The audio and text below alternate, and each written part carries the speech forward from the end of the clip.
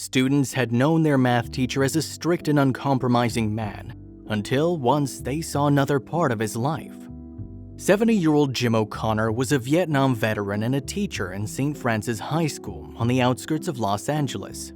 When he was writing another apparently impossible algebra calculation on the whiteboard, his students exchanged confused looks. He'd built up a reputation as an extremely strict and uncompromising teacher. Little did his students know where O'Connor headed after class and what his life was kinda like. As I mentioned before, O'Connor wasn't a kinda warm and fuzzy type of person, and he told CBS News. It drives me crazy when people say school should be fun. I mean, it's nice if it could be, but you can't make school fun. However, his students definitely respected him for his undeniable professionalism and practical approach. But O'Connor didn't show his soft side to the boys he taught. "If you look at the clock, you're on his bad list for the rest of class," student Michael Tingloff told the Los Angeles Times. Another senior, Pat McGoldrick, mentioned that before new students get to know O'Connor, everybody thinks he's being really mean. As might be expected, teachers are the ones who expect a bit of respect and discipline in their class. "You want to teach a class with 30 boys? You gotta be strict," O'Connor explained. O'Connor had been teaching the students for many years, and his reputation as a disciplinarian was impeccable. It was like that until one day, McGoldrick and Tingloff decided to organize a student blood initiative to improve vital supplies at Children's Hospital Los Angeles. When they visited the hospital, they saw something that changed their opinion about their strict teacher. When the pupils said they were from St. Francis High School, everybody was really excited to hear that and started asking whether they know a very special guy called Jim O'Connor. "Isn't he wonderful?" the medical staff said. McGoldrick asked whether they were talking about the same person. What? It was disbelief, really. It's almost like kind of finding this alter ego that he has. The reason for loving O'Connor that much gradually started to become clear. When McGoldrick noticed a list of the hospital's best donor, he saw the name he knew very well. Jim O'Connor was the top donor, whose name was in gold lettering. In point of fact, it appeared the uncompromising schoolteacher had been donating blood to the Children's Hospital for almost 3 decades. O'Connor became their best donor by some margin. He donated an unbelievable 72 gallons of his blood. The thing is that his blood is exceptionally valuable as O-negative, which means anyone can use it. O'Connor has been donating both blood and platelets, helping a lot of people starting from cancer patients to newborn babies as soon as his condition allowed him to do so.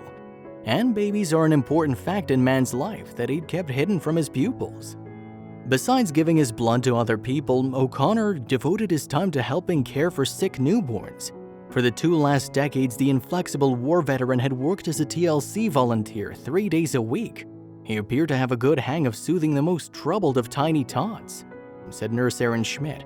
They tend to calm for him, they tend to relax with him, they fall asleep with him. Another nurse, Jerry Fonancier, added, "No matter how sick they are, no matter how devastated, he's just so caring. He brings such warmth and peace," she told the Los Angeles Times.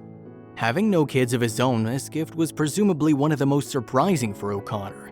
It seemed like God blessed him with a natural ability to care for babies who are in pain. I just like them and relate to them somehow. Nurses have suggested the reason for this is O'Connor's deep voice, which relaxes them. But the man himself thinks it's because the babies respond well to being held by another human being. Some experts also say such contact is simply a necessity for distressed babies. Nevertheless, for O'Connor, it's something bigger than just soothing babies with his presence.